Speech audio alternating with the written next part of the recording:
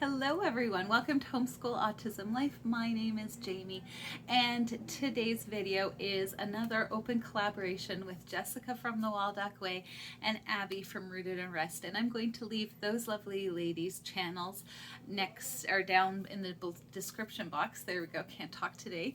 And I just wanted to say a huge thank you. They're breaking for the summer. If they do it again next year, I will of course join in.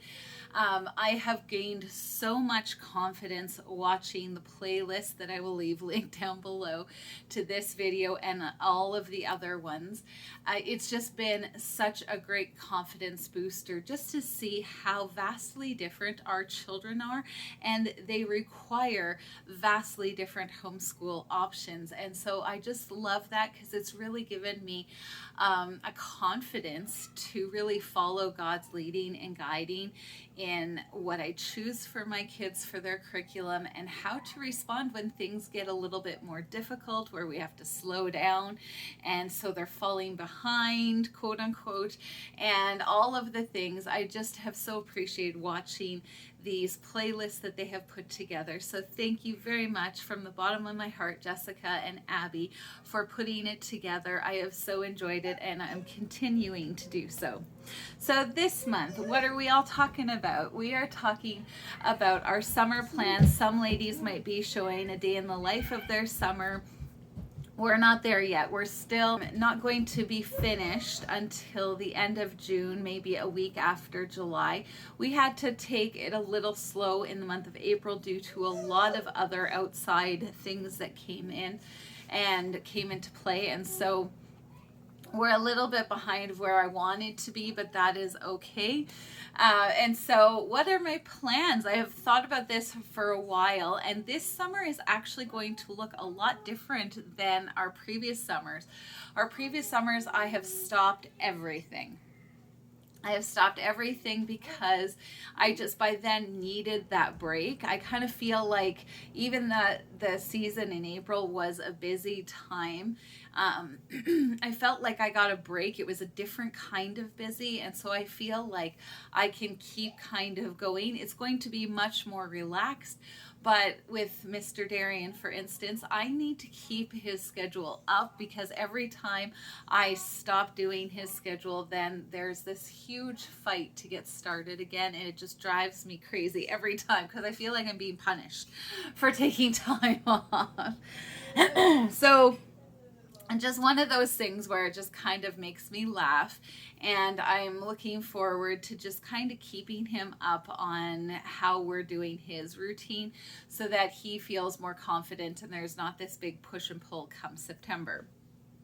But we're going to be shifting into the next step of our Bible devotion time. So I will leave a link down below to my first intonation of our devotion time. My girls really didn't have a foundation of that growing up. Ceana really struggled with reading, and so it was just never the right time.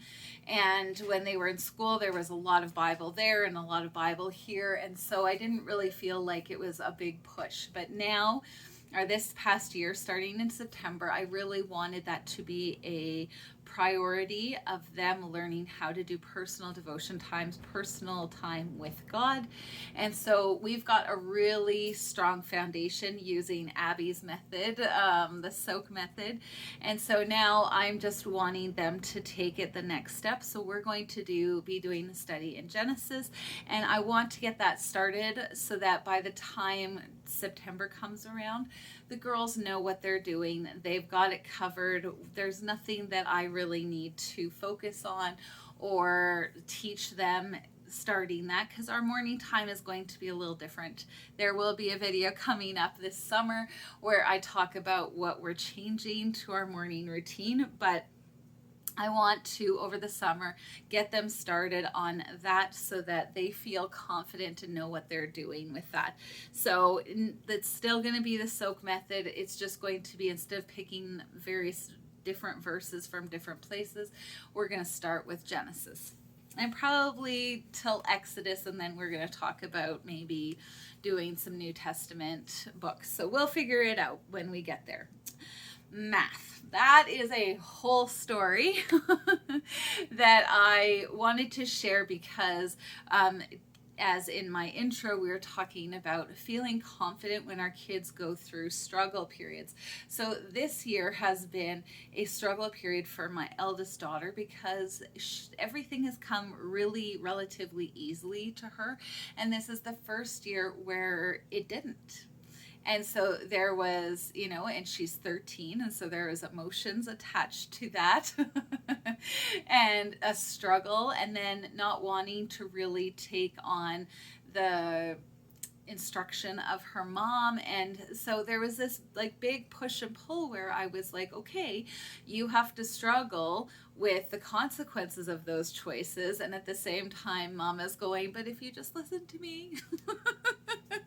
So it's been a very interesting year when it comes to that, because there's a maturity that happens by realizing, oh, okay.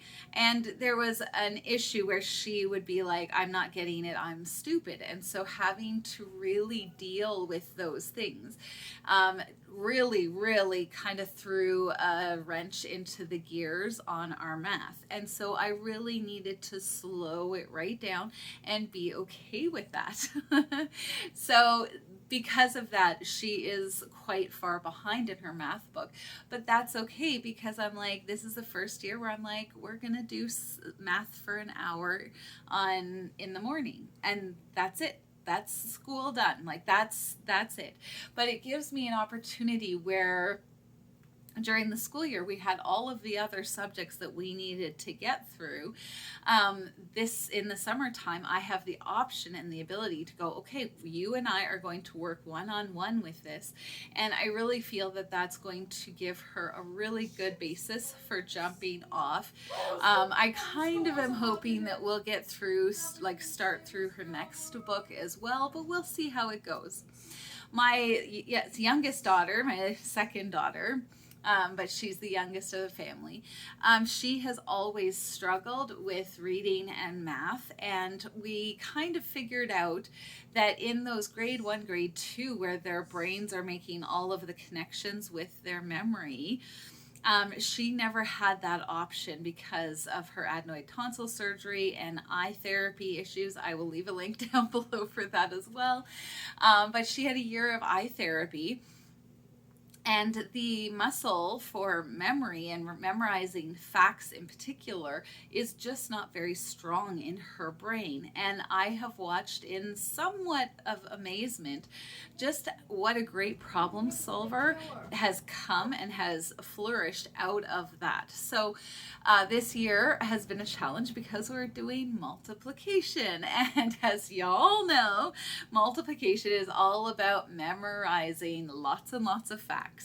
And so because she doesn't have that ability, as far as I can tell, not very well, it's been very interesting to see how she solves the particular problems in order to do. Right now we're on 2 digits times 2 digits, but watching her figure out how to do it has been very, very interesting.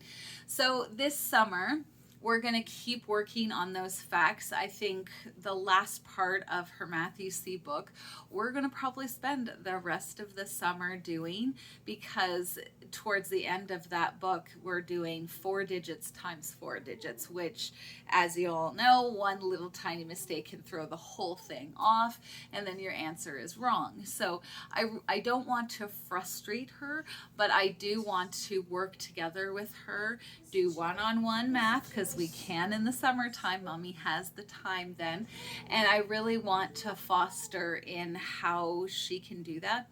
Now, I probably will have her do the musical multiplication from The Good and the Beautiful. I already had it, and I had rejected it early on. She had listened to it a bunch of times, but because they weren't in any particular order, she was just memorizing the tunes of the songs, because that's how her brain works. The music is really easy, but the words were not. And so then she would be singing a times table that was not correct at all. She memorized the music, but not the actual fact.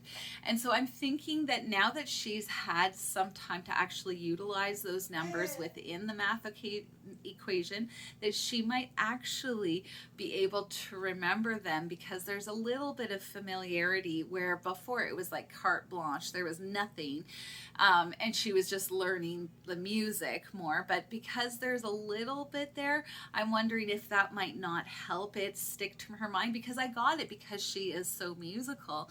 She loves to sing, and so I thought, well, maybe this will help. But earlier on it wasn't, and so I'm thinking that this might be a way to really solidify that, so that, because we're moving on to division is all about the multiplications, just in a different order. So I'm hoping that that might help her feel a little bit more strong, and we can utilize the time this summer to do that. So for language arts or whatever, we're not doing anything formal. We're giving a rest on Fix-It Grammar. We're giving a rest on IEW. We're taking a rest so that we can feel renewed by the time September comes. But I will be doing read alouds for sure. We might have to finish some of our previous read alouds. We've got quite a thick book for botany that I'm not sure if we're going to get through. And then we will probably, I'm hoping that we'll get back into the Lord of the Rings. Previously in the summer we read The Hobbit, and so we had read partway through. So we'll see what happens there. I do have some books that I want my kids to read. Inara, I want her to read some of our missionary stories. Yeah, they're the then and now. My brain is gonna forget what they're called, but I want her to read some missionary stories.